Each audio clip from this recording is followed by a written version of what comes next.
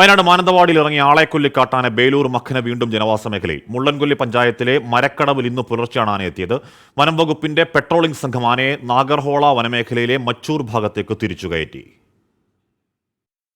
ഇന്നലെ നാഗർഹോള വനമേഖലയിലായിരുന്ന ആന പുലർച്ചെ 4 മണിയോടെയാണ് കേരള കർണാടക അതിർത്തി പ്രദേശമായ മരക്കടവിലെത്തിയത്. ആനയുടെ സിഗ്നൽ ലഭിച്ചുടൻ മുള്ളൻകൊല്ലി പഞ്ചായത്തിൽ ജാഗ്രതാ നിർദ്ദേശം നൽകി. പ്രദേശത്ത് വനം വകുപ്പിന്റെ RRT സംഘം നിരീക്ഷണം ശക്തമാക്കിയിരുന്നു. പുലർച്ചെയോടെ കബനി നദി നീന്തിക്കടന്ന ആന മരക്കടവിലെ തോട്ടം മേഖലയിലേക്ക് പ്രവേശിക്കാനൊരുങ്ങിയെങ്കിലും ഫെൻസിംഗ് തടസ്സമായി. വനം വകുപ്പ് സംഘം ജനവാസ മേഖലയിലേക്ക് കടത്താതെ ആനയെ ബെല്ലൂർകൂപ്പ മച്ചൂർ ഭാഗത്തേക്ക് തുരത്തുകയായിരുന്നു.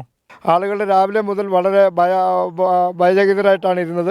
എങ്കിലും ഡിപ്പാർട്ട്മെൻറ്റിൻ്റെയും പോലീസിൻ്റെയും ആളുകളുടെ സമയോചിതമായ പ്രവർത്തനങ്ങൾ കൊണ്ട് വളരെ ജനനിബിഡമായി ഈ പ്രദേശത്ത് ആന കടക്കാതെ സംരക്ഷിക്കാൻ കഴിഞ്ഞു. അവസാനം ലഭിച്ച റേഡിയോ കോളർ സിഗ്നൽ പ്രകാരം ബേലൂർ മഗ്ന മച്ചൂർ ഭാഗത്താണുള്ളത്. ആന നടന്നുപോയ കബനി തീരത്ത് കാൽപ്പാടുകൾ ദൃശ്യമാണ്. ഇതാണ് അവരുടെ ഒരു സ്ഥിരം പോയിൻ്റാണ്. കയറി നേരെ വയലിലെത്തും.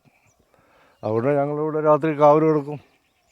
കൃഷിയുള്ളപ്പോൾ ഇക്കുള്ള കുറേ ഭാഗം ആന കാരണം ഞങ്ങൾ വേണ്ടെന്ന് വെച്ചു. പുഞ്ച കൃഷി കുറച്ച് മേലെ ഭാഗത്തേ ഉള്ളൂ. അങ്ങനെ എപ്പോഴത്തെ സ്ഥിതി.